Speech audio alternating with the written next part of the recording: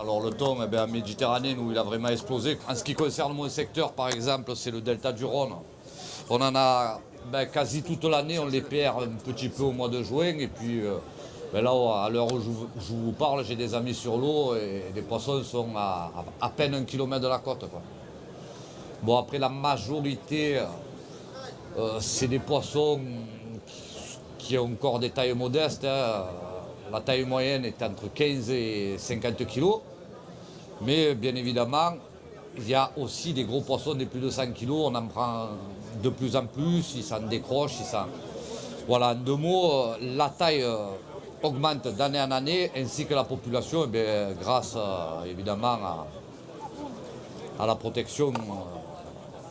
La protection de la ressource qui est faite sur le thon. Et c'est sûr que ça a beaucoup aidé.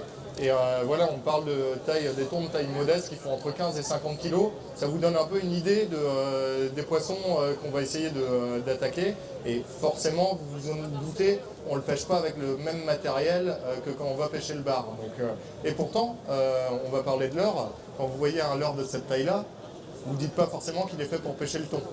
Et pourtant, voilà, il y a quelque chose dans ce leurre-là qui fait qu'il peut pêcher le thon et qu'il y en a énormément qui ressemblent à ça qui ne peuvent pas.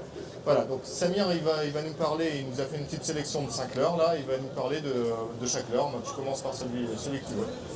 Alors, déjà, on a 2 stick bait. Le tackle house qui est très connu et très utilisé chez nous, le Brit. L'Aomasa, c'est un leurre non bruiteur. Alors, on va expliquer après les différences et pourquoi j'ai sélectionné dans mes 5 produits ces 2 modèles. Un popper qui, à des moments, va sortir du lot et c'est vraiment un incontournable. On présente les produits déjà. Un press bait en petite taille. On expliquera aussi pourquoi. Et puis un press bait 125 qui est pour moi de loin le leurre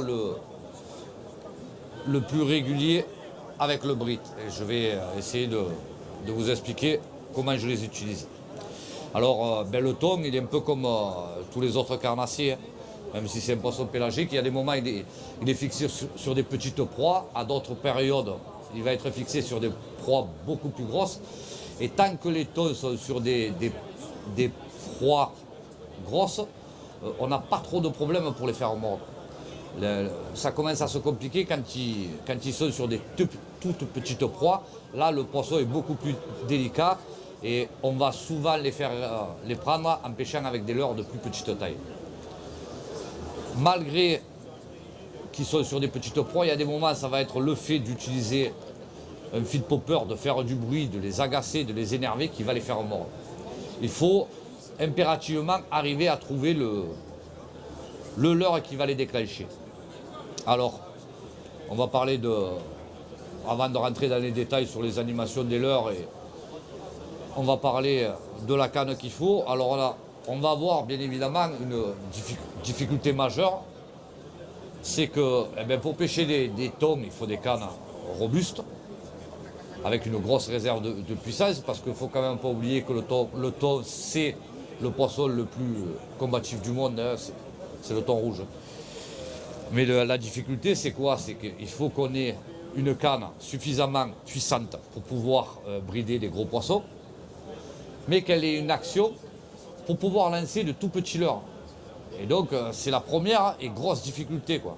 C'est une difficulté monstrueuse. Enfin, dans le cahier des charges pour concevoir une canne qui est capable de sortir un poisson de 50 kg et en même temps de lancer un leurre d'une trentaine de grammes, voilà. C'est très très complexe. Alors aujourd'hui, chez Ultimate Fishing, on a développé ce type de produit. Par exemple, la Démoniaque Tuna, c'est une canne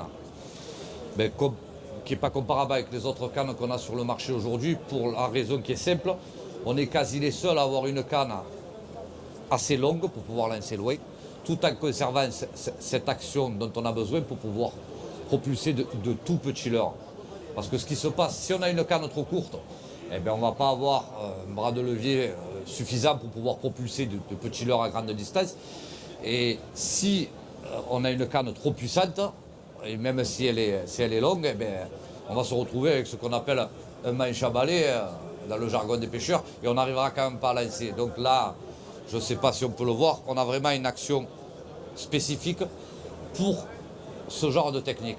La première difficulté majeure, c'est celle-là, être capable parce qu'il y a des moments en plus, on n'arrive pas à les approcher, on a toujours les poissons à 40-50 mètres du bateau, donc il faut vraiment avoir l'outil qui va correspondre à cette technique-là. Voilà, une canne qui a du gaz.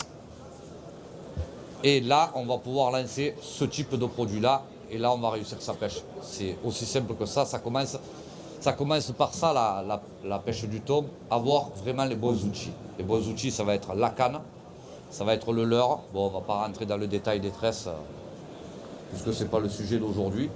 Alors si on commence déjà avec ces outils-là, on va mettre toutes les chances de son côté pour justement attraper ce fameux poisson qui est fabuleux à pêcher, où on prend beaucoup de plaisir. Alors sur les petits leurres, il y a plusieurs façons de les utiliser. Bon, par exemple, sur ce modèle-là, moi je préconise de monter un hameçon simple, déjà, type déco JS1. On va moins blesser les poissons. Ça, c'est la première des choses. Tu vas avoir un truc plus solide aussi. Tout à fait, on est bien obligé de mettre le triple qui correspond à la puissance des poissons recherchés. Alors, voilà, sur ce modèle-là, par exemple, le press bait, il y a plusieurs façons de les animer. Alors, la première consiste à lancer dans la chasse, à laisser descendre le leurre. Il va papillonner comme une proie blessée. En principe, la touche a lieu là. Si on n'a pas d'attaque, ce qui arrive des fois, eh bien avant de changer de leurre, on va se contenter de changer d'animation. On va lancer derrière la chasse. C'est pour ça que j'insiste sur le fait qu'il faut vraiment des cannes qui puissent lancer. Donc on va lancer, on va dépasser la chasse de 7, 8, voire 10 mètres. Et on va faire claquer le leurre en surface. On va le faire claquer alors qu'il n'est pas fait pour ça à la base. On va le faire claquer et arriver dans le bouillon, on va le laisser. Et on va re-accélérer. Souvent on aura des attaques de cette manière-là. Ça c'est la façon dont moi j'utilise ce produit-là. Ces deux façons de pêcher avec ça, en principe, vont vous permettre de réussir vraiment. On va passer au second leurre parce que autrement on y est pour une heure. Alors un leurre qui me tient particulièrement à cœur, le Brit 145, qui est pour moi la valeur sûre en Méditerranée. Si je devais partir qu'avec qu'un leurre, j'ai pas peur de dire que je partirais avec ce modèle-là. Alors que les poissons sont sur des petites proies, eh bien, il y a des moments, on va les faire réagir grâce à ce leurre-là, parce qu'il a une espèce de bille, il a une sonorité bien particulière qui a le don, je peux le dire, d'agacer vraiment les thons. Alors là, on est sur de l'animation type stick bait. Alors un point important que j'ai oublié de préciser, sur ces cannes-là, on ne va pas avoir peur de monter de gros moulinets. On a besoin d'avoir des ratios rapides. Parce que souvent on les fait réagir sur des animations rapides. Quelle taille du moulinet ou un modèle? Tu peux conseiller un modèle Ouais, type 10 000. D'accord. Par exemple, pour donner un ordre d'idée de taille. 10 000 en taille Shimano. Voilà, ça correspondra à un 10 000. Un Stella 10 000 est une valeur sûre. Voilà, ce qui est important, c'est avec ce type de leurre, le Brit, on va vraiment le faire claquer en surface, mais très rapidement. C'est souvent de cette manière qu'on les prend. Ils n'ont pas le temps de réfléchir, ils veulent pas, ils tapent dedans. Et les plus belles attaques ont lieu comme ça. Alors à des moments, ça va être... Voilà pourquoi j'ai sélectionné ces deux stick bait qui sont complètement différents. Là au Massa, l'intérêt c'est qu'il a une flottabilité hors norme. Et par grand vent, des fois, je me suis aperçu qu'il ne réagissait pas sur les billes. Je vais passer sur ce modèle-là qui est non bruiteur complètement. Et ça va me permettre de réussir ma partie de pêche. À l'inverse du Brit, celui-là, je vais l'utiliser plutôt lentement. D'accord, il pousse beaucoup d'eau. Voilà, il va brasser beaucoup d'eau. Et ça va être exactement on va dire, le leurre complémentaire du Brit, quoi. C'est vraiment ça, c'est de cette façon-là qu'on les utilise. Tu penses que sur les sticks, si tu as ces deux-là, tu es à peu préparé, on peut évidemment en rajouter d'autres, mais ils sont vraiment complémentaires. Ça va être difficile de faire mieux que ces deux produits-là. Voilà, ils sont vraiment complémentaires. Alors, un leurre indispensable, c'est le feed popper 150. Alors, on s'est aperçu sur les feed popper, par contre, qu'au-delà d'énerver et de faire mordre les thons, ils avaient aussi la faculté de vraiment sélectionner des plus gros poissons. Souvent les plus gros poissons, on les fait réagir au popper. Les gros montent sur les poppers et à certains moments on va prendre tous les gros poissons, on va réussir notre partie de pêche qu'au popper. Dès qu'on parle de gros poissons, moi en ce qui me concerne c'est popper. Alors le popper c'est toujours pareil, il y a plusieurs façons de l'utiliser, mais la façon qui me réussit le plus c'est vraiment de lancer derrière la chasse et de le ramener très très rapidement en le faisant popper. Quasi pas de pause. D'accord. Et au niveau des tailles, parce que là on est sur une taille 150, il y a plusieurs tailles qui existent. Je sais que, et moi j'ai entendu des gars qui pêchaient le thon avec le 120, Bien sûr. beaucoup du côté du golfe de Gascade, là, qui ont des super résultats avec le 120. Là on montre un modèle 150, toi tu as des préférences, tu les utilises tous Moi j'utilise principalement le 150. Maintenant on a rajouté le 135 qui convient mais vraiment parfaitement. Et il y a même des moments où je vais pêcher avec des poppers, des 100. Je ne vais pas avoir peur de mettre un petit popper et de le ramener très très vite. Il y a des moments, ça va être ça. D'accord. Il faut vraiment bien l'armer. Par contre, un 100, tu ne l'utilises pas avec l'armement d'origine. Eh ben, on va changer évidemment l'anneau brisé. Il faut monter au moins du 80 livres quoi, en anneau brisé pour donner un ordre d'idée. Et toujours pareil, je préfère quand même monter des simples pour moins blesser les poissons que des triples. Voilà, par exemple, à savoir que sur ce leurre-là, je vais enlever le triple du milieu justement pour ne pas blesser les poissons. Ça, c'est... Sinon, avec deux triples, ce qui se passe, c'est que souvent, ils vont avoir un triple dans la gueule et le second va être planté à côté de l'œil, ou à savoir qu'on peut vraiment blesser le poisson. Et j'insiste vraiment sur ce point, enlever un triple. Gardez que le triple arrière, ça suffit largement. C'est un dernier leurre là qu'on n'a pas vu, enfin très rapidement. Alors le Press Base 125, c'est le leurre passe-partout. Vous allez l'intérêt de ce produit-là, c'est qu'on va pouvoir pêcher comme on le ferait avec le petit Press Bait, le 85. On va pouvoir pêcher en le laissant descendre, on va pouvoir le faire claquer entre deux eaux et à la surface. Voilà. Avec ces 5 modèles de leurre-là, on peut quasi pas se tromper sur la pêche du thon. Est-ce que tu as quelque chose à rajouter? Tu as le temps si tu veux, autrement. Voilà, moi je vais s'arrêter là comme tu veux. Je ne monte pas des agrafes, voilà, parce que les thons, à savoir 9 fois sur 10 vont les écraser.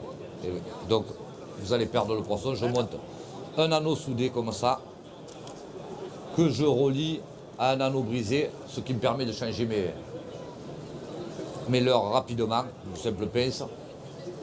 Et avec ça, on a un montage suffisamment costaud, on ne le rappellera jamais assez. Au thon, on n'a pas droit à l'erreur, il faut que le matériel soit parfait. À savoir que chaque fois qu'on va casser un poisson, il a 9 chances sur 10 de mourir. Donc il faut que les nœuds soient soignés et que le montage soit suffisamment costaud pour éviter justement de tuer des poissons inutilement. Bien sûr, bien sûr.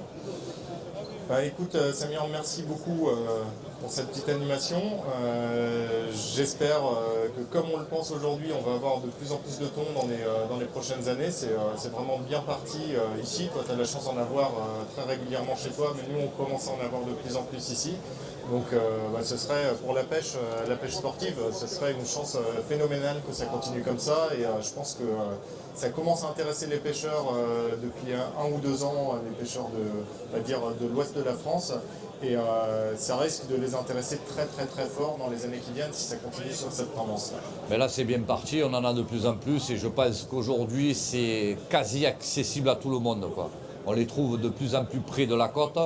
Il n'y a pas besoin aujourd'hui d'être un grand navigateur pour aller pêcher le thon, quoi. Il suffit de démarrer et de faire 3 ou 4 km comme on le ferait pour aller pêcher le bar. Et là on trouve des thons chez nous et c'est ce qui est en train de se produire ici mais de plus en plus, notamment du côté de La Rochelle où la fois où on avait fait le grand pavois fishing notamment, on avait vu de très jolis poissons. Oui, on n'était pas loin du bord. Hein. Tout à fait. Voilà, écoute, merci beaucoup Samir. Et puis on se revoit bientôt pour d'autres animations.